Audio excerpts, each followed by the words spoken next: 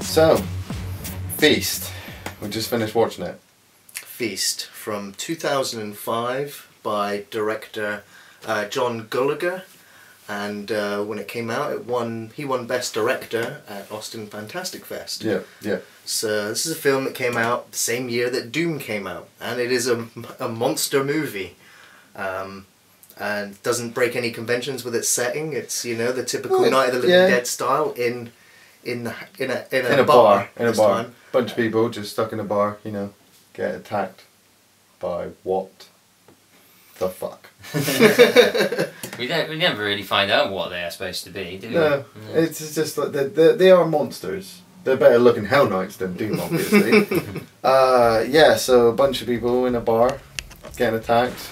First hero. Well, before they get attacked, the film opens up with and it establishes all of the characters. Yes, yeah. With black and white title cards, and they all have their own sound, music cue. Yeah. They all have their own life expectancy. They have, you know, their job title, and, you know, so, and who they are, who to expect them to be. Yeah. So it's a way of not having to do any character development, to just go, these are your survivors. Yeah.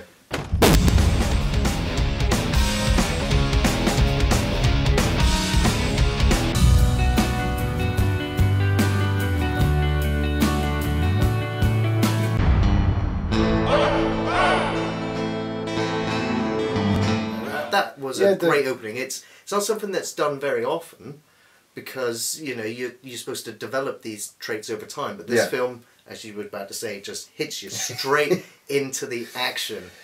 Yeah, it does, doesn't it, Geoff? Yeah, it's absolutely. It's a very punchy, fast-paced movie. Like you say, it gets you straight into the action. They don't mess around with setting up the characters. They, you know, like that. It's quite interesting, actually. You brought the analogy with Doom coming out at the same time. In actual fact, it's funny that Doom is from a computer game franchise, but this was more like a computer game, comic book kind of film in the way it was presented, but all the qualities that you really want to see from a movie that is converted from a computer game, which is that fast-paced action, that like instantly setting up the story so you can get right into what's actually going to happen through the film. It sets you up with the characters and just makes you want to feel for each one of them. You go in, they've each one got their own little story, and then bang.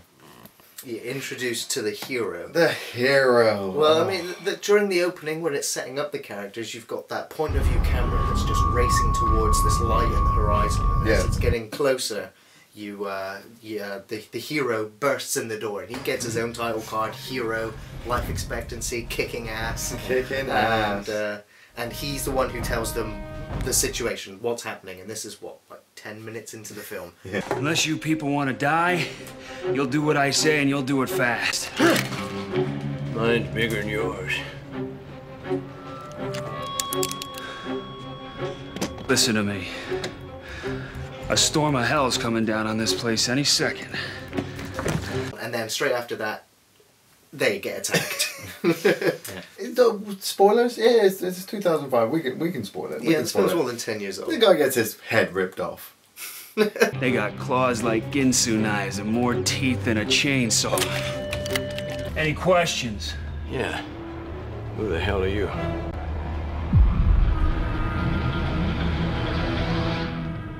I'm the guy that's gonna save your ass.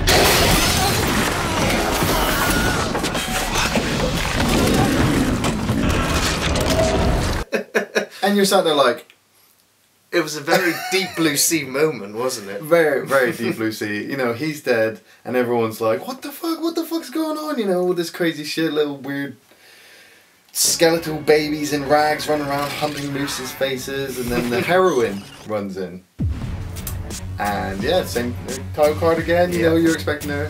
Well, actually, you're not expecting anything. You think she's going to die in like 2 seconds. Well, they just established the last hero. They didn't even last 2 minutes of the film. It just works so brilliantly. I mean, you got Jason Mewes, you know, big Kevin Smith fan, getting his face ripped off and then shot in the chest with a double barrel. You're just like, what the fuck? You know, a guy getting vomited on, and the guy getting vomited on. That first scene with the hero where you get past the bit where you're introduced to everybody that's in the bar. Yeah. And then boom, you have the hero. That scene where he gets just shredded instantly. And straight away, it's after the card says, "Oh, he's probably going to survive." It sets the tone for the rest of the film. The whole thing is going to catch you unawares. The gore in it it's one of the goriest films out there, to be honest with you. Story of Ricky kind of gory. It was but even better because it was all believable gore. Oh yeah. It was, you know, up to date. Really like they didn't overdo it with the blood and they didn't underdo it. You know, that they set the tone perfectly from that very first scene, and it continues on in exactly the same vein, where it's just crazy action, crazy gore. You say setting the tone. I mean, later on, two of the monsters have sex on top of a car, and then poops the monster out. Oh man, the monsters are doing it doggy style. Monster sex.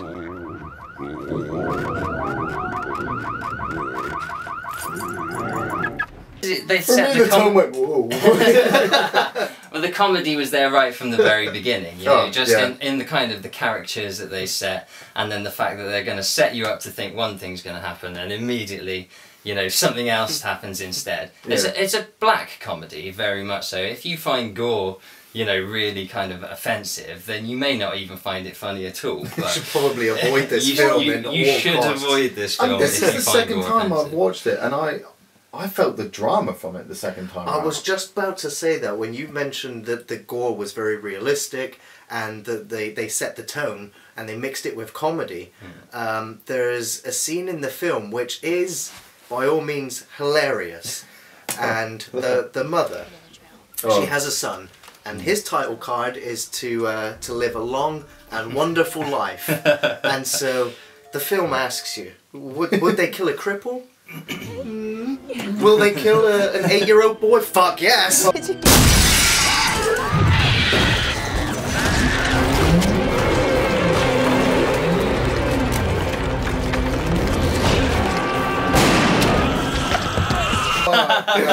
And one of the biggest jump scares of the film is when that little boy gets grabbed out the window and swallowed whole, and you see his little sneakers kicking. And so it's kind of funny, but and then you bring back the drama, that mother's reaction when she's crying and screaming for a child. You know, you kind of choke a little bit. Sat there. I mean, you're not actually acting their asses off. With some of the horror movies out there, you're just like, you expect people to die and get chainsawed and whatnot, but she runs in the room, she grabs the kid, you're like, oh thank God, and then 2 seconds later he's dead and she's screaming and you're like, okay, I'm done. I don't know who's going to die next. They'll just kill anybody in this film. And they did. They will kill anybody. That's the great thing, is the unpredictability of who's going to survive to the end. There is no main character. It is an ensemble cast. Yeah. So, and I love that the fact that the filmmakers have played with your expectations of the horror genre when you watch this. Because of that, if you're a fan of the genre, it can still make you jump. Yes. There'll be moments in there where things happen you don't expect. And that's what you need from those kind of movies, because we've seen too many cliches now. Yeah. And you can almost, in some films, predict just by the pace of the film what's going to happen next. Yeah. And those have never really become like cult classics, films you want to watch again. You know, Doom was very, very predictable. And that's a very similar kind of equivalent kind of movie coming out at the same kind of time. Yeah. But the two contrasted together, you know, they've got nothing akin. We've got a case here from Dusk Till Dawn in the background. You know, that's killing. much more on akin with the kind of level that we're looking at in Feast, I think. Yeah. Except it cuts right to the midpoint. It has no character development. It's no switch narrative. It's just straight in there. Yeah, but at the same time, you know, with the two films, you just actually change that. I was going to say, you know who are going to live and who are going to die from Dusk Till Dawn. But then that changes, and the same thing with Feast. I mean, you've got that one scene where the guy has to go get the radio. Oh God, they are surrounded by monsters. He goes upstairs. They're making so much noise.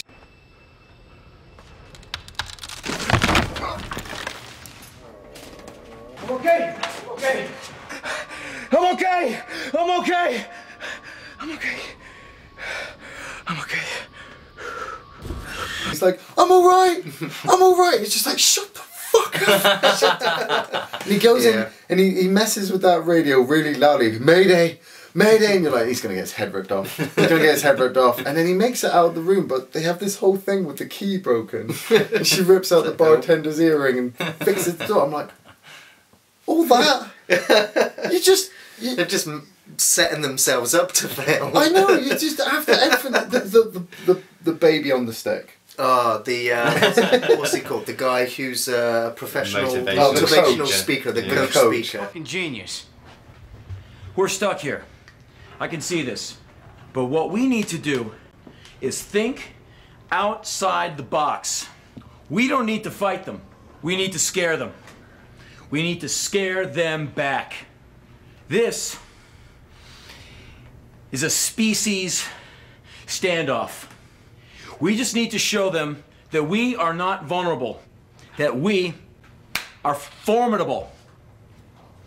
Mr. Flippin' Discovery Channel, I think he's Mr. actually- Animal Planet decides that it's a species kind of standoff, and so to show man's dominance over the beast, superiority. hang the animal's child remains outside on a stick We as say a this warning. loosely. Yeah, as a warning. Genius idea that was. Oh, it's just. I think that guy's actually a lead singer of a rock band. I think I've seen him in something else. But him walking around for the rest of the film in pink Sweats. sweatpants. You're trying to take it seriously. You are. I'm seeing the drama in Feast, and I'm like, man, this film's quite harsh. And then I see that guy, and I'm like, just kill him. Just kill him. And they do. They ram his head into the wall. There are people melting. There's head popping. There's people's guts being ripped on the floor. Tastefully done as well. Yeah, absolutely. To say that for Feast. Yeah, they did the gore incredibly well. There was enough balance of like lurid, vivid, in your face special effects. Vivid in your face. Mixed with Monster cock, Geoff.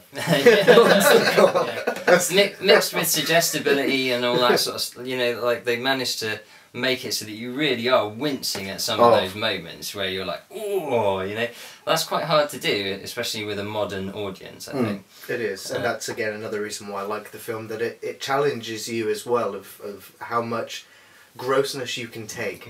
Like the guy who gets vomited on, and he's got maggots just crawling out of his hair. He's blowing them out from his body in the sink, and then his hair is falling out, and he starts to fall apart, and he's got maggots on his face. It's just it's funny from the outside, but you can imagine being him and being stuck in there. And him saying, none of you care. None of you care if I die. None of you actually care about me. So it's just I'm just gonna sit here and whine and cry and die. And it's just like, just don't touch it, okay? Leave it alone. You're making it worse. You tell me to leave it alone. You get puked on by a monster, and you tell me how that feels, huh? I'm rotten here, and nobody give a shit. I'm dying, all right? I'm fucking dying. I am uppercase fucked. You don't give a shit, man! You don't give a shit either! oh my god. And the crazy thing is, you kind of feel for the characters. The camera pans up, bang, bang, shot, bang, bang. You're like, okay, this is what's going to happen. And then they all just start getting ripped to pieces and bloodied up. And you're like, okay, I don't know, what's happening next? Everybody's performance was pretty believable, actually. Honey Pies was believable, I felt. I'm trying to think, was there really anybody that let the side down? I don't think there Honey was. Pie let the side down. The bitch rolls out there and steals the truck and obviously sets it up for Feast 2 and 3, but you just sat there like, you bitch! You fucking bitch! Selfish cow. I mean, in terms of the cast acting, though, they were all pretty believable as Yes, characters. yes. They all reacted believably, given the situation, which was completely unbelievable that they were in. Yeah. So Even the director's wife, I mean, the biker. She's trying to not in the film. Give away what happens to her, but Yeah, let's just say she's not in the film that much, considering it was the director's wife. But then on top of that, we also had the director's dad, was also the bartender throughout the movie, and subsequently actually in the sequels as well. Yes, yeah. And there was also a big family connection behind the making of this film. And on top of that, it was also a studio that had just been created by Ben Affleck Yeah. and Matt Damon, Yeah. and also had Wes Craven involved. So you're pulling from a huge source of talent Yeah. in the production of this film. And I think they were also kind of taking a gamble with this film, because I don't know many people that have ever actually even seen Feast or even talk about it or mention it. So all the way through it. It kind of just came out and just disappeared under the radar. It did. But then they brought out Feast 2 and 3, and that kind of just... They were even more obscure. We have to do Feast 2 or 3.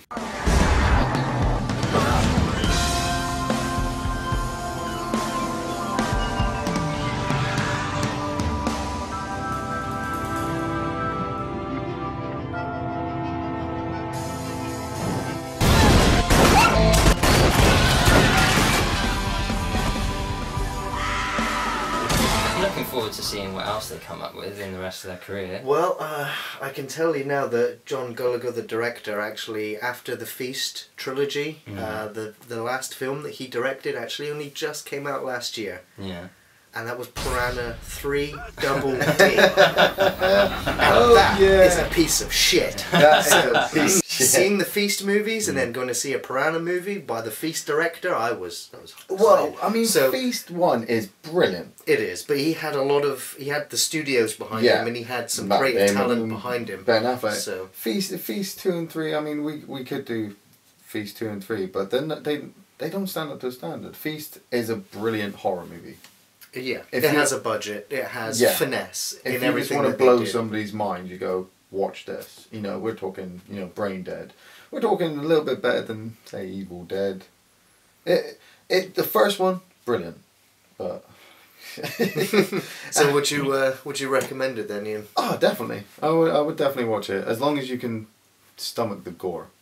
If you can't stomach the gore, there's just no point to it. Yeah, I'd recommend it. If you're a fan of things like Final Destination, Dusk Till Dawn, Brain Dead, any of those kind of like maximum gore, maximum sort of crazy action films, you will be a fan of this film, and you will actually come away thinking it's a particularly good example of the genre. If you're not a fan of any of those other films, then it could be offensive to you, it could be particularly repulsive because of the gore. And there's not going to be any like depth to the characters for you to get into if you're if you're looking for some kind of, rich storytelling arc. Don't expect any of that. But for a sit down, popcorn muncher, great bit of fun it is. I thoroughly enjoyed it. I highly recommend Feast, Feast 2 Sloppy Seconds, and Feast 3 The Happy Finish. The trilogy itself, I recommend the whole batch. The second two films, you don't really need to go there unless you want to challenge how far you can go, because the film can offend you, and the film will hit those gritty, horrible places with monsters raping people. I try not to laugh. I remember these films and I'm like, why do I enjoy these? Severed monster penises that when they get stood on and squished, it sprays the camera lens and covers it. This is the type of film Feast is. Yeah. Just like the tagline, they're hungry, your dinner. They're not gonna fuck around. As soon as they get their hands on you, you're gonna die in a really gruesome, very inventive way. And if you like being surprised and shocked and occasionally susceptible to some jump scares, watch Feast. I highly recommend it. I think it needs to be seen. I think more people should see it, and I think that the maker of this film should be able to go back to the horror genre and keep surprising us. Yeah, because that's what the film left me with, wanting more. I mean, we're talking the first one works really well with the story, but as long as he just doesn't go off on his own. I mean, we're talking robots. We're talking robots, aren't we? We're talking fucking grandma.